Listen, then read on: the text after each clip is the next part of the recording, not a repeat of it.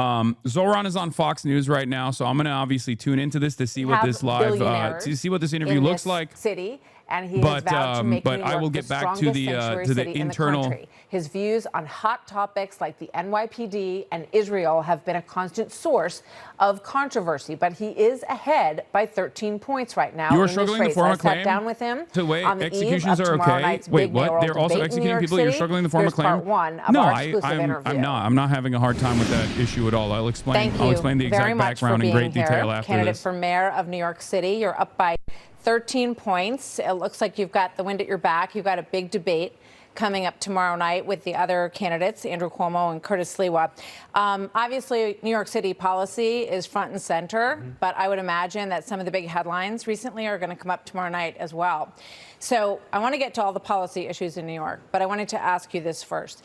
If you are asked tomorrow night, if you give credit to President Trump for the ceasefire between Israel and Hamas and the return of the 20 living hostages, would you raise your hand? You know, first I want to say it's a real pleasure to be here. Thank you for having me. And it's an honor to have this opportunity to speak to so many New Yorkers and Americans across the country. And when it comes to the ceasefire, I am thankful and I have hope that it will actually endure and that it will be lasting.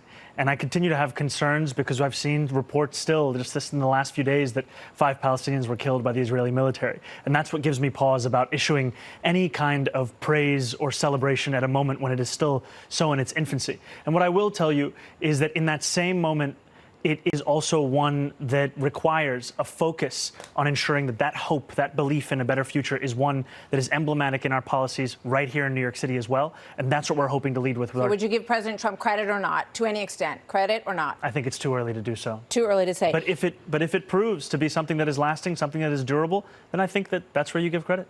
Absolutely. So, good call. You've denounced good answer. Israel and the United States for the response to the slaughter on October the 7th. In fact, at times you've called it a lasting stain, the response, and at times you have left October 7th out of your statements completely around this issue. Oh, brother. Right now, you just talked about Israelis killing some Palestinians, but Hamas is killing Palestinians within Gaza. And they have not returned the bodies that they promised to return, including 2 Americans. Itai Chen and Omer Nutra, whose families we have interviewed over these months. So I hope he turns around and says, look, to what Hamas Trump actually has a clear-eyed vision on this. I think those are bodies and remains that should absolutely be returned. And I think that I have no issue with critiquing Hamas or the Israeli government because my critiques all come from a place of universal human rights. And my focus, however, is right here in New York City and transforming the most expensive city in America into one that's affordable for each and every New Yorker. Nice. Okay, and I want to get to that, absolutely. But do you believe that Hamas should lay down their weapons and leave the leadership in Gaza? I believe that any future here in New York City is one that we have to make sure that's affordable for all. And as it pertains to Israel and Palestine, that we have to ensure that there is peace. And that is the future that we have to fight for. But you won't say that Hamas should lay down their arms and give up leadership in Gaza. I'm running for mayor of New York. I don't really have opinions about the future of Hamas and Israel beyond the question of justice and safety and the fact that anything has to abide by international law. And that applies to Hamas, that applies to the Israeli military, applies to anyone you could ask me about. Okay. One last thought on that. You have said that you would arrest Netanyahu if he came to the United States. You've been very outspoken in your criticism of him. Do you stand by that? You would arrest him if he came here if you were mayor? I've said that this is a city that believes in international law, and this is a city that wants to uplift and uphold those beliefs. The Prime Minister... The United States doesn't stand by the International Criminal Court. It hasn't signed the treaty for the International Criminal Court. The International Criminal Court, however, has issued a warrant for the arrest of Benjamin Netanyahu. But what grounds in the United States could you arrest him on? As it has for Vladimir Putin. I've said that I believe that we should uphold arrest warrants by the International Criminal Court, and that we should do so only in abiding with all of the laws in front of us. I'm not going to make a new law to ensure that we can actually do this. Do you think that Commissioner Tisch would allow you to arrest Netanyahu in New York City? I've appreciated Commissioner Tisch's leadership of the NYPD, and I think that she's done a good job at lowering crime across the city. But do you think that she would go along with arresting Netanyahu in New York? I can tell you that I'm going to exhaust every legal option in front of me, not to make new laws to do so. All right, so we got that business at the top of the interview. Coming up as part 2 when we move on to New York City. And the candidate, Mayor Mamdani's plan to radically reshape a lot of what's happening in New York City when we come back. A lot to dig into. What is happening, we'll also bro? get our panel to respond with David Asman and Robert Wolf to the interview coming up next. Stay with us. They're farming him for ads? Yeah, this is... This is a transparent shanking that's taking place.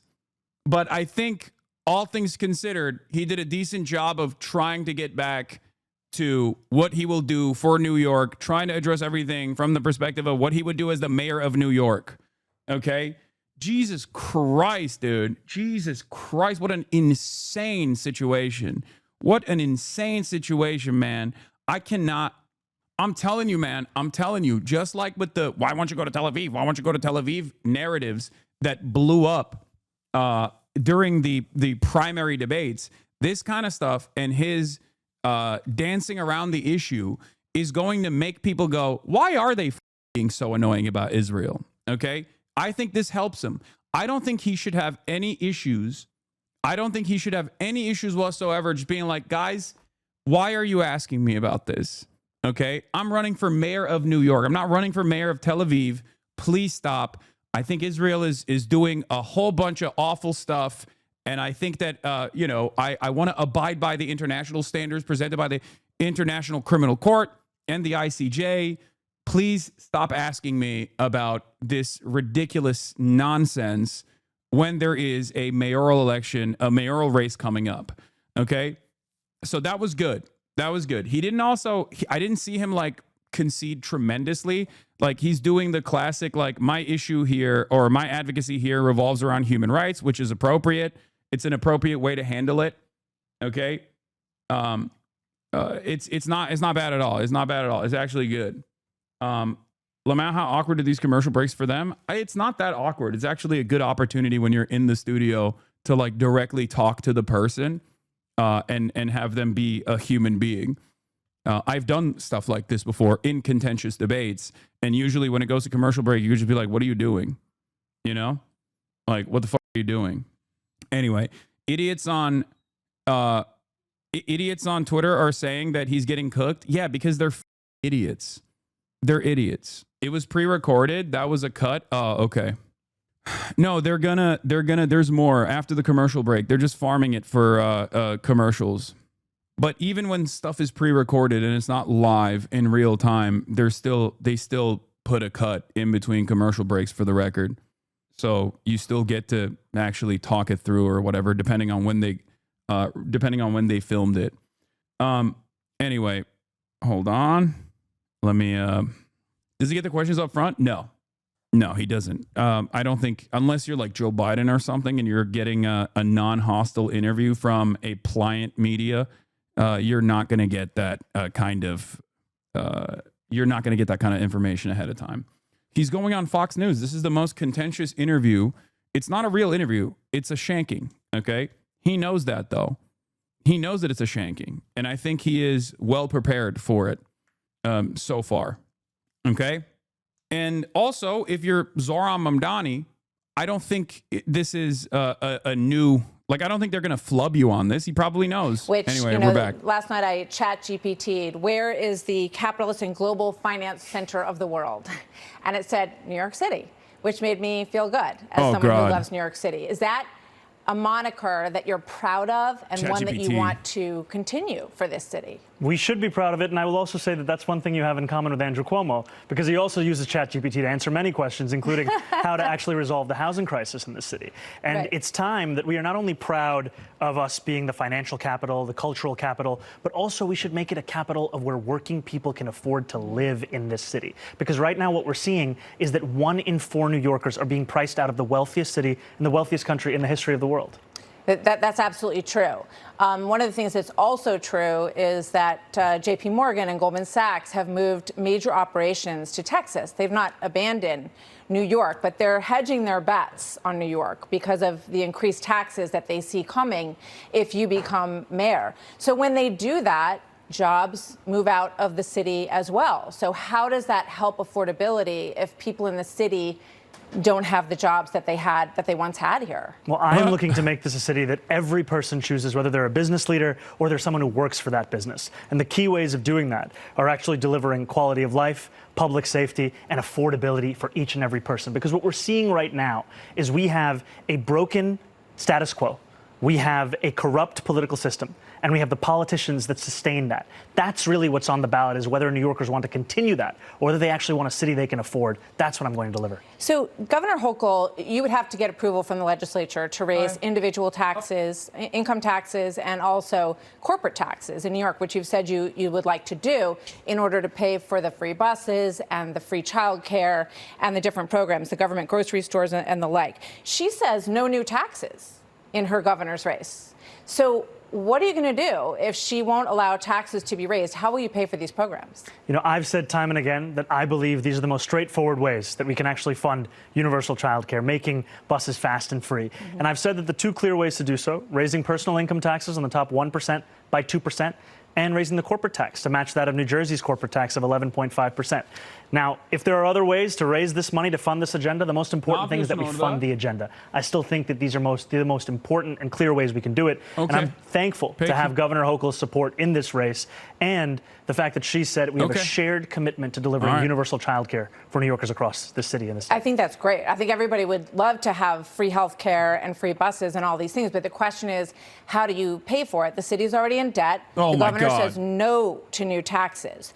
Like Margaret Thatcher said, you know, socialism's great until you run out of everyone else's money, other people's money. Well, what Andrew Cuomo said is that if he had $959 million, he'd give it to Elon Musk in tax credits, because that's exactly what he did. And I bring that up to you to say that it's often a question of whether you have the willingness to spend that money to benefit working class people, not where that money is in the first place. So what would you cut? What would you draw from to do it? I don't think we have to cut. I've spoken about raising taxes on the wealthiest. And frankly, this is an issue that we have here in New York City, and frankly, even across this country. When I've spoken to Trump voters right here in New York City, Hillside Avenue in Queens, Fordham Road in the Bronx, they've told me it was cost of living that drove them to vote for Donald Trump. They've told me it was a promise of a lower actual, whether it be cheaper groceries, whether it be childcare, whether it be rent. And what we're seeing time and time again is we're more focused on the question of billionaires and the most profitable corporations than we are on people who can't even afford to make ends meet in this city. Well, we know affordability is an issue, and I think that all politicians are getting to an understanding of that, and I think that you've done a lot, actually, to bring people's attention to that issue. Let's take a look at the free buses issue just for a moment, because I know you said that the pilot project that you did was one of the biggest accomplishments of being an assemblyman. The Washington Post said this in an editorial about this. Quality inevitably declines when a service is offered for free. Vagrants and drug addicts would camp out all day on New York's buses, especially in the winter. Parents would go afraid to let their children ride alone. Wealthier residents would find another way to get around, but poor New Yorkers who depend on the bus would suffer the most. What do you say to that? Do you agree with that? Well, I would say that they should actually look at the report of the 5 free buses we delivered across New York City. We didn't see an increase in homelessness. We did see an increase in New Yorkers riding the bus. We did see demons, bro. They're demons. They will use the working poor against one another. We also saw a decrease in an effort to stop the working poor from getting better buses. It is so we're doing so. That's why we care so deeply about this, because of the fact that it can actually deliver economic, public safety, and even congestion relief to New Yorkers who are looking to take these buses. I know that you're turning 34 on Saturday, and I want to talk about your qualifications. You know, some say you have never run a business in your life, so I'm curious. Why is that a qualification for mayor? That you never worked a day in your life. You've worked as an assemblyman, and you've had other positions in the government. Andrew Cuomo's entire qualification was he was the son of a famous New York politician. Experience to run the largest city in the country. You know, I want to take this moment because you spoke about President Trump, and he may be watching right now, and I just want to speak directly to the president, which is that I will not be a mayor like Mayor Adams who will call you to figure out how to stay out of jail. I won't be a disgraced governor like Andrew Cuomo who will call you to ask how to win this election. I can do those things on my own. I will, however, be a mayor who's ready to speak at any time to lower the cost of living. That's the way that I'm going to lead this city. That's the partnership I want to build, not only with Washington, D.C., but anyone across this country. I think it's important because too often the focus on the needs of working class Americans, working class New Yorkers are put to the side as we talk more and more about the very kinds of corrupt politicians like Andrew Cuomo that delivered us into this kind of crisis. So the question I asked you was what specifically in your background gives you the confidence that you can run a $115 billion budget and run this city specifically from your personal experience and your background? I've been a state assembly member here in New York City. I've represented 130,000 people in Queens. And in the time that I've done so, I've not only delivered more than $100 million in increased bus and subway service, I've also secured $500 million in debt relief for working class taxi drivers. President Trump knows this. New Yorkers know this across the 5 boroughs. Taxis, as we're looking at them right here, are such a part of what we love about this city. And yet those same drivers were sold a lie about a ticket to the middle class if they bought a medallion.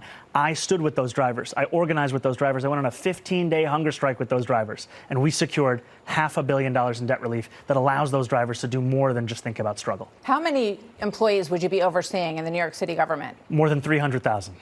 That's a lot of people. But thank you for answering the question. I know that you want to stimulate small business in the city, and we all walk around the city that we love, and we see a lot of empty storefronts. So give me your plan on how you would do that. You know, I've spoken to a lot of New Yorkers for whom their aspiration, their dream is in that small more business. Affordability. And I've told them that we are going to make it easier to not only open it, but keep it open. We're going to cut fines and fees by 50%, because as you said, we have a city government that has a $116 billion budget. It's not funded by charging a restaurant $25 a year for the right to sell a frozen dessert. We're going to streamline the regulations and rules that these small businesses have to adhere to. Because today, if you want to open up a barbershop, you have to fill out 24 forms, go to 7 agencies, 12 in-person activities. And furthermore, we're going to have a mom and pop czar, someone that'll help these businesses navigate through this. Because while we are holding these kinds of businesses to these kinds of rules, we're letting the most profitable corporations walk all over us here in New York City. And it's part of the problem where so many New Yorkers look around at the wealthiest city in the wealthiest country in the history of the world and asking themselves, there's all this money, why can't I afford $2.90 to even ride the bus? So let me just quick question on that, and I want to get to public safety, because it's obviously another big issue for New Yorkers. So a lot of individuals in this city pay more than 50% of their income in taxes. When you talk about a fair share, how much more than, what is the fair share? What's the number? I've said that we should increase personal income taxes by 2%. Is fair? And my point is this: give up more than half of your income. That's if you're making $1 million in New York City, or more than that, you can afford to pay 2% more. And the reasons you can afford to do so is because that money will be used to better your quality of life as well. Yeah. Because when I speak to the wealthiest New Yorkers, I hear concerns about the cleanliness of the city. I feel like he's dominating this conversation. It's very good. Questions of public safety. This money is the money that will be used to deliver on those things so that we can ensure that we have a return on investment for all of the money that we are raising and spending right here across the 5 boroughs. I want to talk to you about public safety and your relationship with the police. So just in terms of public safety, I want to go to an example first, because I hear from people that they don't feel safe walking home at night. There's drug addicts on the street, right around the corner here. You can walk around the corner and see people shooting up. A lot of garbage on the streets right now. The subway is something that people are really They invented garbage cans last year, bro. Nicola Tanzi, who was a church leader, a pillar in his community, was brutally beaten to death. I tried to watch this video in preparation. It's very hard to watch. In a subway station in Brooklyn, 25-year-old David Mazarregos had a 20-inch sword. He's the suspect in this case. He was out. Okay. They lowered his if the bail wealthy so want to appreciate a beautiful city that's well run, they have to open up their wallets a little bit. That's how this works. A lot of these crimes are crimes born out of people not getting the appropriate treatment that they need. It's that simple. People want to live in New York City, but they don't want to pay New York City taxes. It's ridiculous. There's a reason why it's one of the best cities in the United States of America. Okay, I say that as someone who doesn't live there, but I love New York City. The necessity of providing public safety in our New York City subway system and across the 5 boroughs, and also how do we end the revolving door? Because when you look further into the case of whether this individual or so many individuals, especially those suffering from mental health issues, what we find is so often the only mental health system that we have that's functioning in the city is Rikers Island. 40% of the incarcerated population there are suffering from serious mental illness. Why was he on the street is the question. Why was he on the street? Because we have a broken system. They lowered his bail. He had a bail he couldn't pay. Then they lowered the bail, and then he could pay it. Imagine if you're this family, and they look at 33 prior arrests, and why? Why was this man on the street? What would stop him in your administration from being on the street? Because what we would do is actually address the systemic problems that would ensure that someone who goes through the system this many times is actually, his issues are addressed, the services are provided. Right now, all we have is going in and out, especially when it comes to mental health. I'll give you an example. Where would he be in your world? Where would he be? In a mental institution? he would actually be getting services from the first time that he was arrested, as opposed to having to go through them 33 times. If you look at the New York Times, they did an investigation on 1,000 different incidents of violent crime in the city tied to mental health episodes. Yeah. They found that so many of those same New Yorkers were failed by the interactions they had with the city when they went for help, for mental health assistance. And that failure is a blight, it is a stain on our city, and it's a failure that I'm looking to fix by actually transforming this with the only comprehensive plan for public safety of any of the candidates. Because what we are going to do is put out a plan and a proposal that we have shared with New Yorkers to create the Department of Community Safety that would bring together all of these pre-existing silos that address mental health crisis, that address homelessness into one department, provide it with the funding necessary, and actually address this crisis. Where do these people go, though, is my question. Are you going to put them in a mental institution so they can be taken care of? Or are you going to leave them at home on medication? What's the plan? There's a plan right now that allows for involuntary confinement, which I think should be a last resort, because of the fact that when you look at the actual results, this is something that so often doesn't actually have what has been spoken about. But what we have today that actually works for New Yorkers with serious mental illness, there are things like Fountain House. This is a clubhouse model, peer-led rehabilitative treatment for New Yorkers with serious mental illness. It costs $4,000 to have someone in Fountain House for a year. That's the cost of being on Rikers for 3 days. And what we see, however, is that those services, they increase employment by 50%, they reduce hospitalization by up to 45%, and they actually reduce the cost of healthcare as well for those same New Yorkers. This is what we're looking at. This is why we say that Rikers is broken. The system is broken. You can just see people who are suffering up and down 8th Avenue, just as one example. And I hope we'll have a chance to talk more about that next time. But I don't want you to leave without me asking you about your relationship with the police, because obviously this is a big issue. You said in the past, I almost don't need to go through it, it's been said many times, but that you called the police force racist, said they were a major threat to public safety, called them wicked and corrupt. And now the report that you apologized to 24 members of the NYPD. What did you say to them? I apologized for the language that I used, and I spoke to them about the fact that I want to work with them to deliver public safety. Because what we're seeing in the city right now is we're asking officers to do nearly everything we can think of. We used to ask officers to focus on serious crimes. Now we're asking them to focus also on the mental health crisis, to focus also on homelessness. In 1 year alone, the NYPD receives 200,000 mental health calls. In 1 year. Yeah, and you know what they told me? That 1 out of 3 of those, the person has, they're very, very dangerous interactions. You're going to send a social worker in there? You can always have a police officer actually come to address that. But look, you're saying 1 out of 3. 2 out of 3 times, if you don't need the police and you're sending them to do that, then why aren't you sending them to respond to shootings and murders?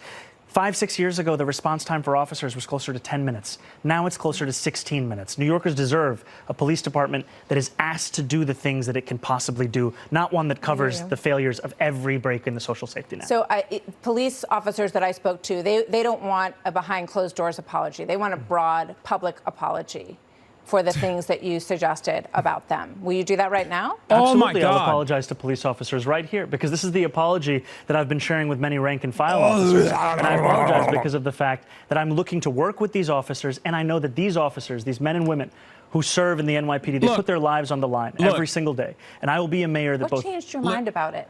You know, I moved to the city when I was 7 years old. Yeah. I grew up here. And 2 of the things that I thought often about was safety and justice. Before people growing get up mad, here, learning about the case of the exonerated trying to win the election. This This is him already after winning the election, governing. Okay, this is not for winning the election. It doesn't fucking matter. He could be like, the cops can suck my cock. He's still gonna win, most likely. This is not for winning the election.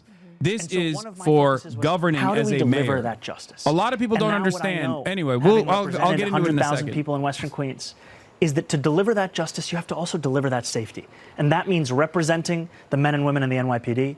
It means representing the black and brown New Yorkers who've been victims of police brutality. It means representing the Muslim New Yorkers in my district who were surveilled on the basis of their faith. 68% of independent voters want more police officers on the street. And Cuomo, tomorrow night in that debate, he's going to say, I'm going to bring 5,000 more police officers to the street. Will you match that and agree with him on that?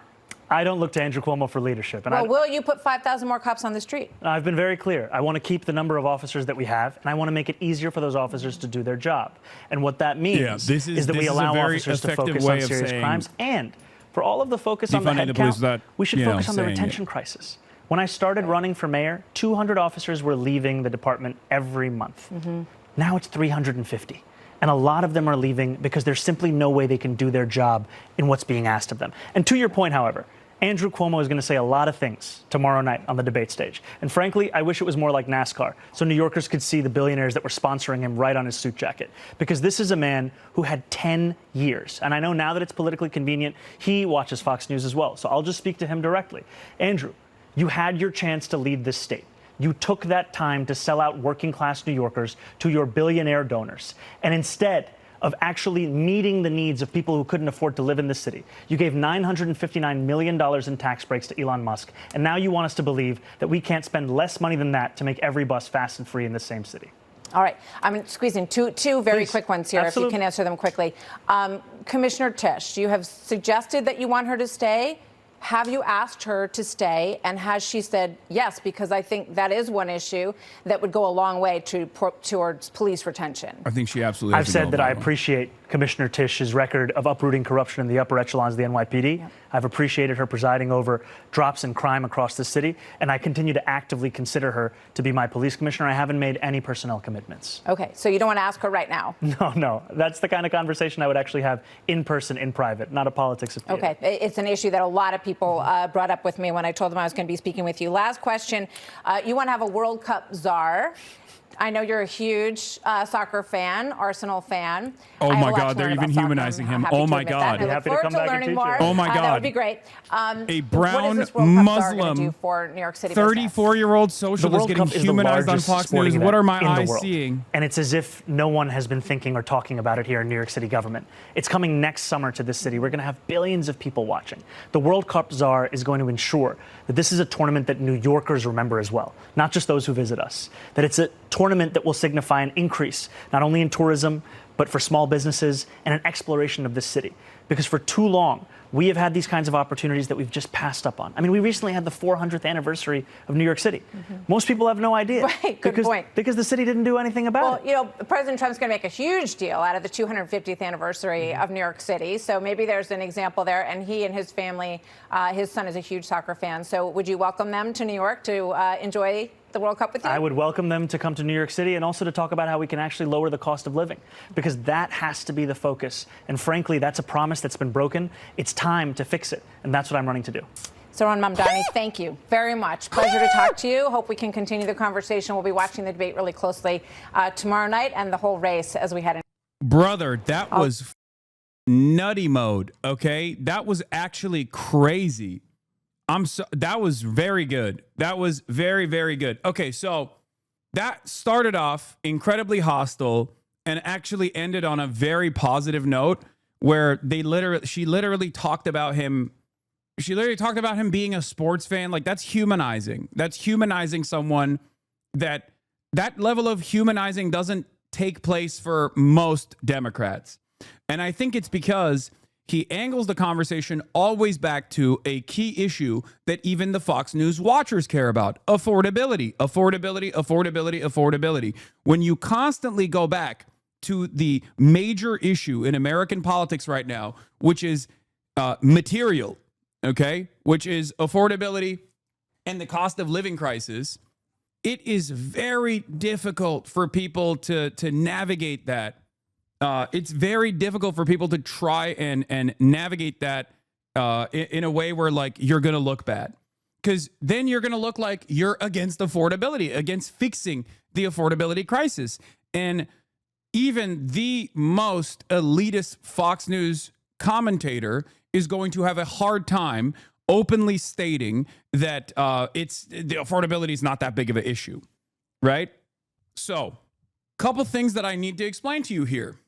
And this is left populism in action, okay? This is left populism in action. Democrats, take notes.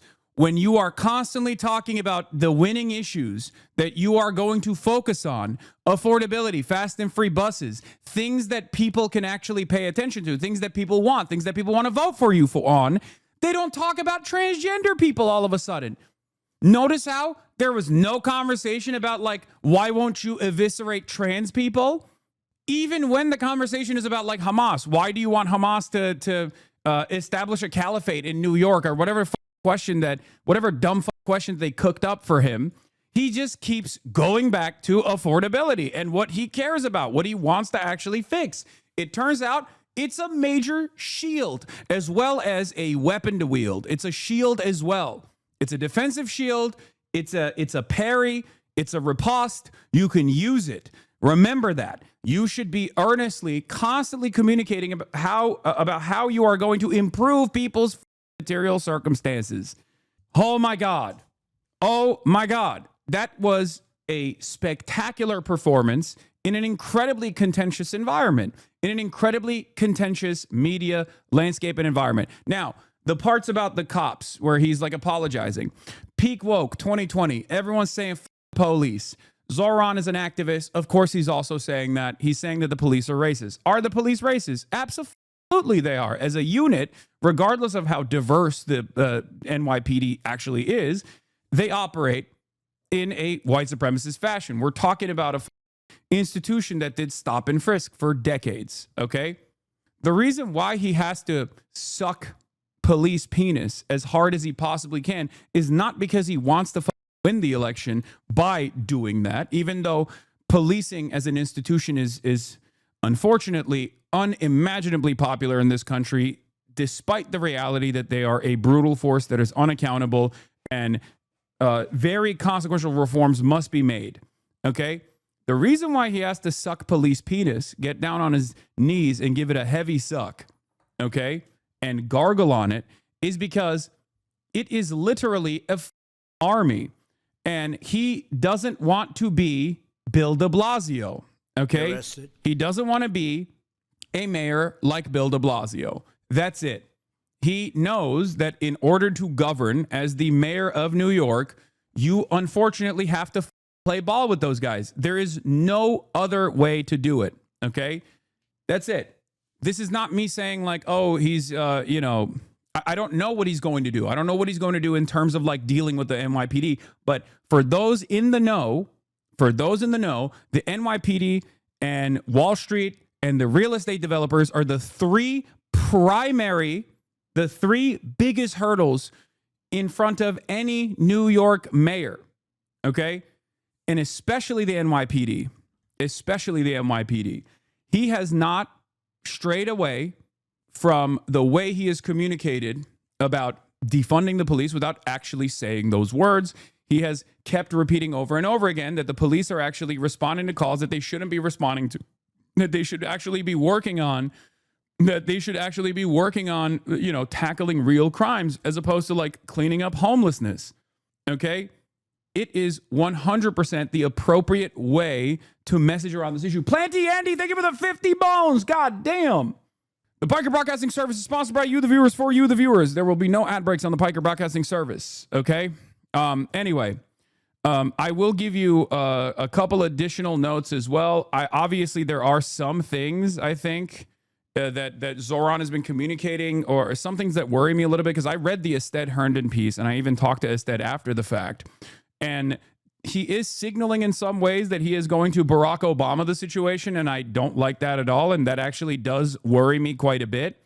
But maybe it's because he is, hiding his power level, or maybe he's doing it because he is genuinely invested in being a Barack Obama-style figure. Because, like, there were a couple things. Open Presence, thank you for the 25 get the subs. There were a couple things he said where he wants to have like a diversity of opinion in the governance side, and I think that is a little bit terrifying, but we shall see. Like I said, we shall see. No politician in American history has ever hit power level coming from the left, brother. No hope. Yeah, well, politicians, on the other hand, have been forced into conceding to the left in the past. Some of the most successful ones, like FDR, had to do that after an unimaginable wave of support from their left flank, communists, socialists, and trade unionists alike. Zohran is far more compliant to that kind of attitude, that kind of background, and that kind of pressing. And therefore, who knows where it goes? Like I said, you got to hope for the best. We'll see. We'll see where it goes. I have faith in Zohran not becoming an Obama because he stakes his entire political future and future of his brand of politics on being successful. Yeah, except he doesn't have anything beyond this, like New York mayoral position. He can't run for president, for example. I mean, he can go for Senate. He can go for Congress, but he's not. He wasn't born here. He's a naturalized American citizen, not a natural born U.S. citizen. Therefore, he can't run for he can't run for president eventually. So, in any case, I think he did a masterclass on the judo that is required as a left politician in 2025, especially in the most contentious environment, which is, of course, it's Fox News, right? It's incredibly contentious, and I think he did a pretty solid job overall. So we shall see where it goes.